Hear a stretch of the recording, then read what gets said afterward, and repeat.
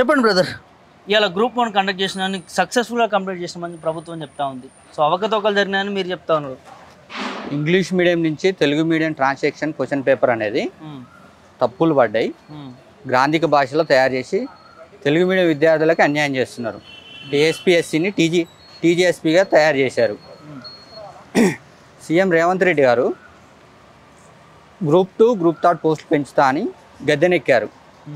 Group 2 group 3 పోస్టులు పెంచలేదు. ఉన్న పోస్టులు గత ప్రభుత్వంలో వేసినటువంటి 700 చిల్లర పోస్టులకి మీరు ఎగ్జామ్ కండక్ట్ చేస్తా అంటున్నారు. మీరు ఏ విధంగా కండక్ట్ చేస్తారు? పోస్టులు పెంచారా? మా నిరుద్యోగుల తరపున మీకు డిమాండ్ చేస్తున్నాం. గ్రూప్ 2 గ్రూప్ 3 పోస్టులు పెంచాలి. పెంచిన తర్వాతనే మీరు ఎగ్జామ్ కండక్ట్ చేయాలి. మా నిరుద్యోగుల తరపున మీకు డిమాండ్ చేస్తున్నాం.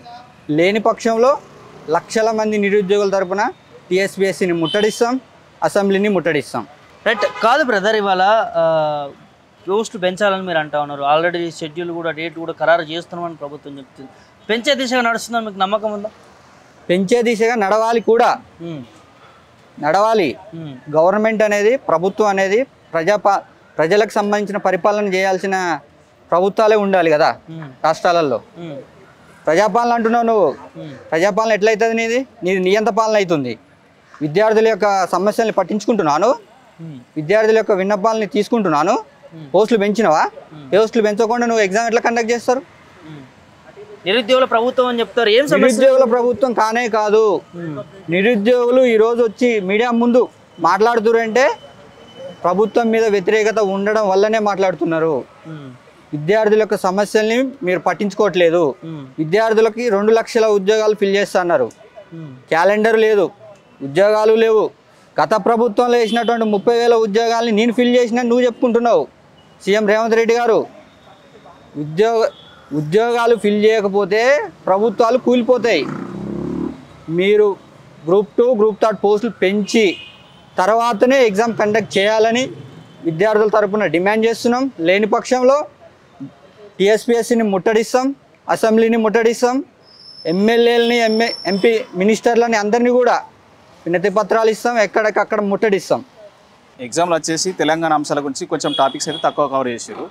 అదేవిధంగా మా జైతల్ డిస్ట్రిక్ట్ మా ఫ్రెండ్ అతను లాస్ట్ టైము 90 స్కోర్ చేసిండు. ఈరోజు ఏమైందంటే 30 మినిట్స్ ముందే 5 మినిట్స్ టైం అని చెప్పేసి వాళ్ళు చెప్పేసరికి అందరు బబ్బులు చేసేసారు. వాళ్ళు యాజమాన్యాన్ని అడిగితే లీగల్గా ప్రొసీజర్ అవ్వడని చెప్పేసారు వాళ్ళకు. ఇప్పుడు వాళ్ళ పరిస్థితి ఏంది? వాళ్ళు ఎట్లా క్వాలిఫై కావాలి? 30 మినిట్స్ ముందే 5 మినిట్స్ టైం అని చెప్పి చెప్పడం వల్ల వీళ్ళందరూ బబ్బులు ఫిల్అప్ చేసేసారు. ఆ రూమ్ మొత్తం 23 రూమ్ నెంబరు జైతల్ డిస్ట్రిక్ట్. మా ఫ్రెండ్ పేరు రామకృష్ణ. ఆయన last time previous 1, 2 first second times connect చేసారు గ్రూప్ 1. అప్పుడు 90 స్కోర్ వచ్చింది ఆయనకి.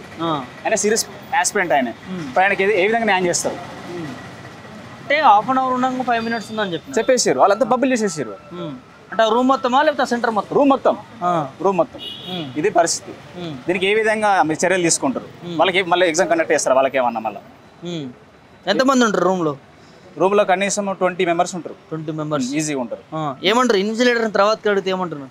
మాకు సంబంధం లేదండి, మీరు లీగల్గా ప్రొసీడ్ అని అంటారు. లీగల్గా ప్రొసీడ్ అవుతే కోర్టుకు వెళ్తే అయ్యే పనేనా? ఇవాళ వాళ్ళ పరిస్థితి ఏంది? వాళ్ళు కూడా ఒకటి ఇది చూపించారు. చెప్పండి నాకు పర్లేదు. ఇది క్లారిటీ చెప్తున్నా మీకు ఆ విషయం దాని గురించి.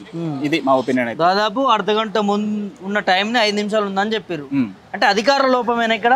అక్కడ ఇప్పుడు వాళ్ళకి క్లాక్స్ పెడితే ఏమవుతుందండి అక్కడ సెంటర్లో? ఇప్పుడు క్లాక్స్ చూసి ఏమన్నా నకలు కొడతారా? అదే నకలు కొట్టి ఎగ్జామ్ అదేమన్నా?